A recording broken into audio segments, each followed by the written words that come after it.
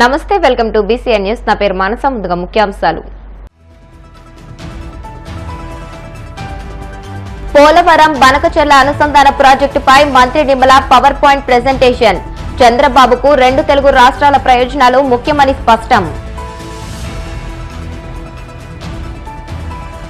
కుప్పంలో మహిళను చెట్టుకు కట్టేసిన ఘటనపై బాధితురాలతో హోంమంత్రి అనిత వీడియో కాల్. ఘటనపై నివేదిక ఇవ్వాలని చిత్తూరు ఎస్పీకి ఆదేశాలు.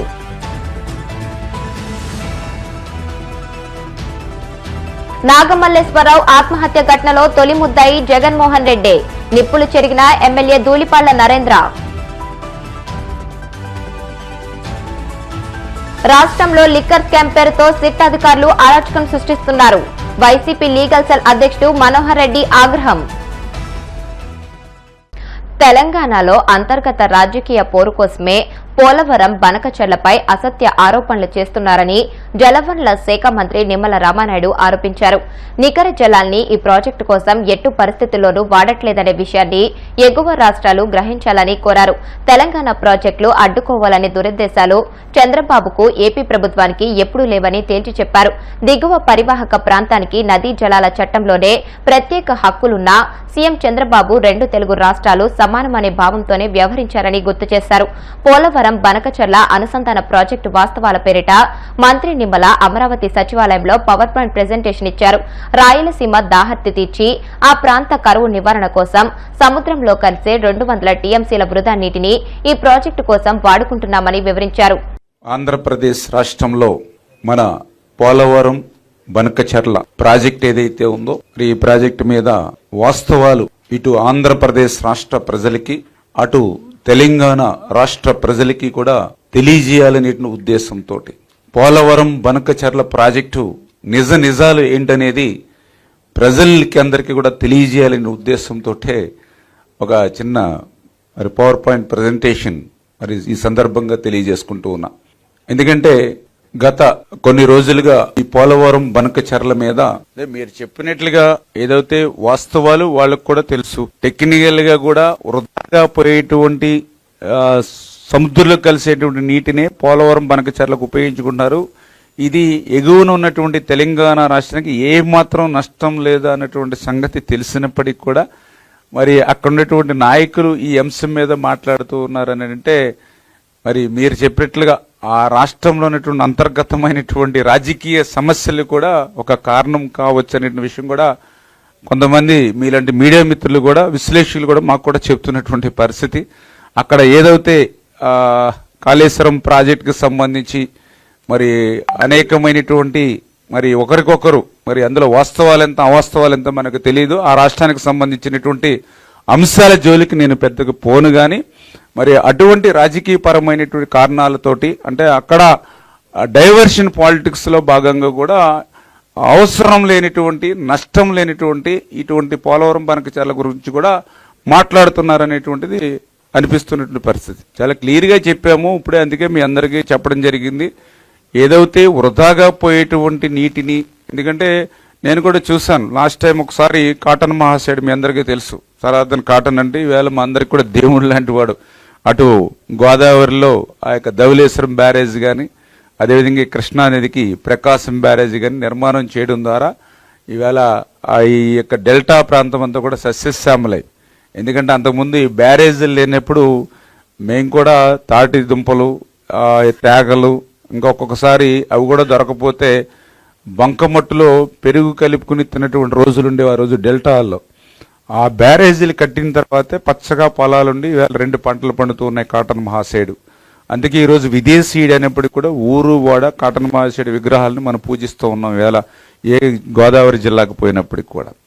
మొన్న అటువంటి కాటన్ మహాశయుడు యొక్క మనమరాలు రాజమండ్రి వచ్చి ఆ ధవళేశ్వరం బ్యారేజీ దగ్గర నుంచి ఆ వృధాగా మరి సముద్రంలోకి వెళ్ళిపోతున్నటువంటి ఆ వరద జలాలను చూసి మరి మా తాత నిర్మాణం చేసినటువంటి ఈ యొక్క బ్యారేజీ తర్వాత ఇప్పటి వరకు ఇన్ని సంవత్సరాలైనా పైన ఒక్క ప్రాజెక్టు కట్టలేదా, ఈ యొక్క వరద నీటిని ఎవరు కూడా సద్వినియోగం చేసుకోలేకపోతున్నారని మరి సాక్షాత్తు ఆ కాటన్ మహాశయుడు మనమరాలు మాట్లాడింది అని అంటే అందులో వాస్తవం. ఎందుకంటే ఆ గోదావరి వరద జలాలు ఎట్లా వెళ్ళిపోతున్నాయి చేత ఈ రకమైనటువంటి పరిస్థితి ఉంటే ఇంకా మనం ఏదో దోపిడీ చేస్తాం. ఎందుకంటే ఆ నీటిని మనం ఉపయోగించుకోకపోతే ఎవరు ఉపయోగించుకోలేరు. ఏ రకంగా వరదలో సముద్రంలో కలిసిపోయిన నీటిని అది జలదోపిడీ అని అంటే అది రాజకీయ ప్రేరేపితంగా మాట్లాడుతున్నటువంటి అంశమే తప్ప అక్కడ 1% కూడా వాస్తవం లేనటువంటి పరిస్థితి. మరి గత 100 సంవత్సరాల చరిత్ర చెబుతూ ఉంది. మరి ఎవరు ఉపయోగించుకోవడం కదా అన్ని వేల టీఎంసీ నీరు సముద్రంలోకి పోయింది. మరి అది జలదోపిడీ అంటే ఇక్కడ నష్టం అంటూ జరిగితే ఇప్పుడు మన 3,000 టీఎంసీలు కూడా మనం తీసుకునేది ఎంత? కేవలం 200 టీఎంసీలు మాత్రమే. ఇంకా 2,800 టీఎంసీల నీరు యావరేజ్న సముద్రంలో పోతుంది. అంటే చేత నష్టం అంటే ఎవరికైనా జరిగితే అది బంగాళాఖాతానికే జరుగుతుంది. ఒక 200 టీఎంసీలు. కేవలం ఇది మేము ముందే పదే చెప్తూ ఉన్నాం. ఎవరికి ఏ విధమైన ఇబ్బంది లేనటువంటిది వరద జలాలను మాత్రమే వినియోగిస్తున్నాం. దానికి సంబంధించి కూడా మనం రికార్డెడ్ కానీ ఇప్పుడే మనం చెప్పాం ఎపెక్స్ కౌన్సిల్ కూడా కానీ అదేవిధంగా సిడబ్ల్యూసి కూడా మనం ప్రాథమిక నివేదిక ఇచ్చాం సిడబ్ల్యూసికి. ఆ సిడబ్ల్యూసి ప్రాథమిక నివేదికను అనుమతించిన తర్వాతే మనం మళ్ళీ డిపిఆర్ కూడా మనం సబ్మిట్ చేస్తాం.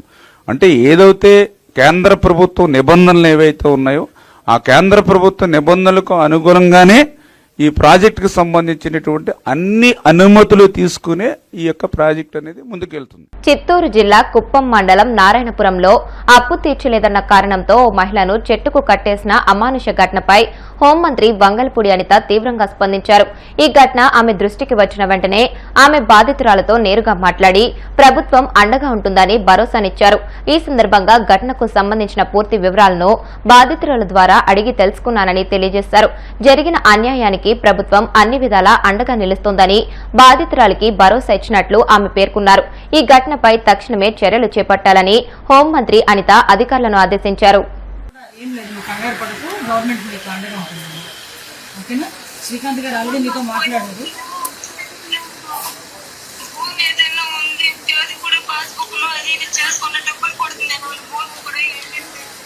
లేదమ్మా ఒకసారి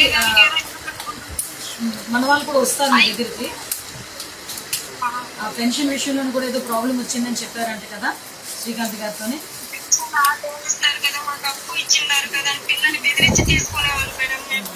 అదే అవన్నీ కూడా తీసుకొని నేను డిపార్ట్మెంట్ వాళ్ళతో కూడా మాట్లాడతానమ్మా. ఇంకా ధైర్యంగా ఉండు. సార్ కూడా నీతో చెప్పమన్నారు, ధైర్యంగా ఉండు చెప్పమన్నారు. శ్రీకాంత్ గారు కూడా మీతో మాట్లాడుతున్నారు, కంటిన్యూ టచ్లో ఉన్నారు తల్లి. ఎవరు ఏ ఇబ్బంది అయినా ఒకసారి శ్రీకాంత్ గారు కూడా మీరు చెప్పండి, నేను ఫాలో అప్ చేసుకుంటాను. సరేనా? ఓకేమ్మా, ధైర్యంగా ఉండమ్మా. ఏది పిల్లోడాడి ఆయన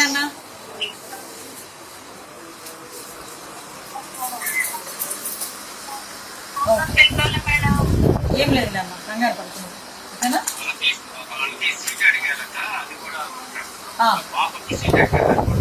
ఎక్కడ సీట్ అడిగారు?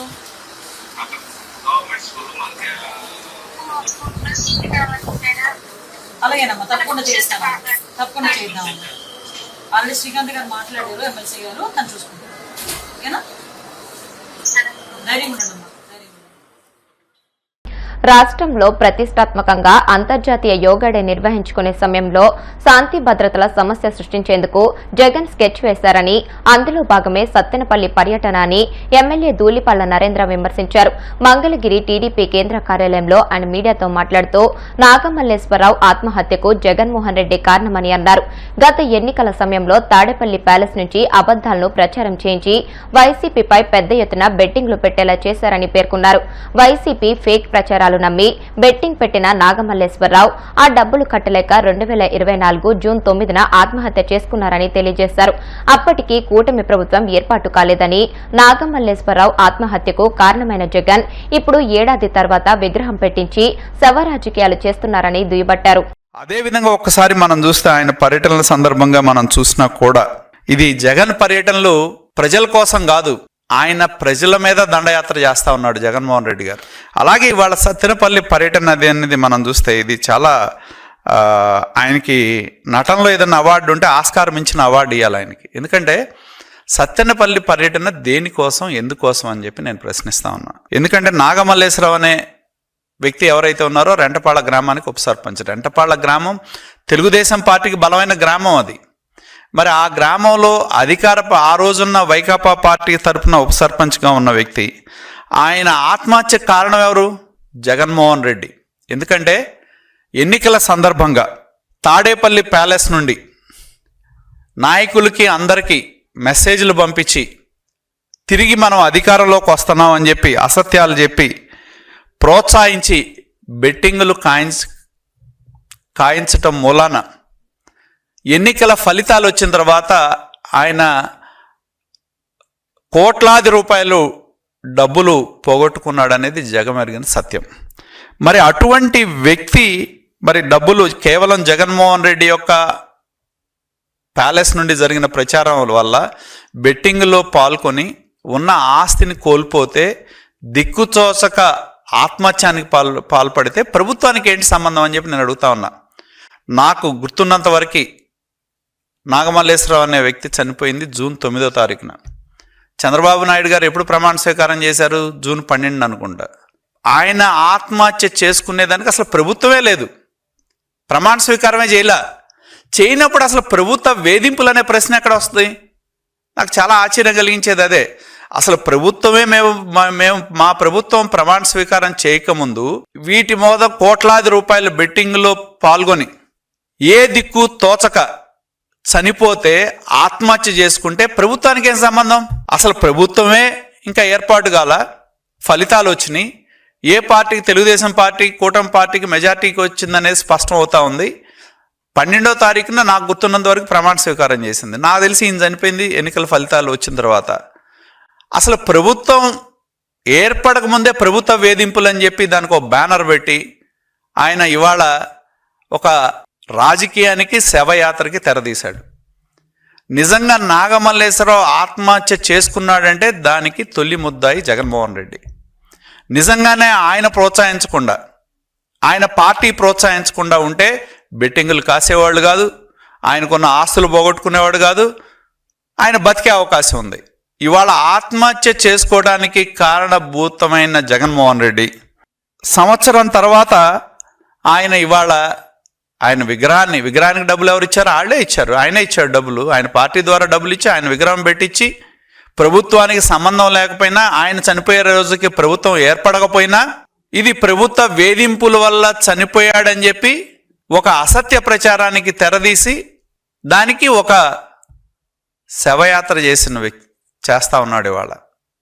అసలు ఈ ఆత్మహత్య చేసుకోవటానికి దానిలో చేసుకున్నాడంటే వైకాపా పార్టీ నాయకత్వం జగన్మోహన్ రెడ్డి ప్రేరేపించబట్టే ఆత్మహత్యకు పాల్పడ్డాడు. ఈ హత్య ముమ్మాటికి జగన్మోహన్ రెడ్డి ప్రేరేపిత హత్య. దీనికి ప్రధాన ముద్దాయి జగన్మోహన్ రెడ్డి అని చెప్పి తెలియజేస్తా ఉన్నా. ఎందుకంటే ఈ ప్రభుత్వానికి, కూటమి ప్రభుత్వానికి ప్రధానమైన బాధ్యత శాంతి భద్రతలు. కాబట్టి ఎక్కడా కూడా ప్రజల ప్రాణాలు కాపాడటానికి, ఆస్తులు కాపాడటానికి, రాష్ట్రంలో శాంతి భద్రతలు కాపాడటానికి ఈ ప్రభుత్వం ఎంతో ప్రాధాన్యత ఇస్తుంది.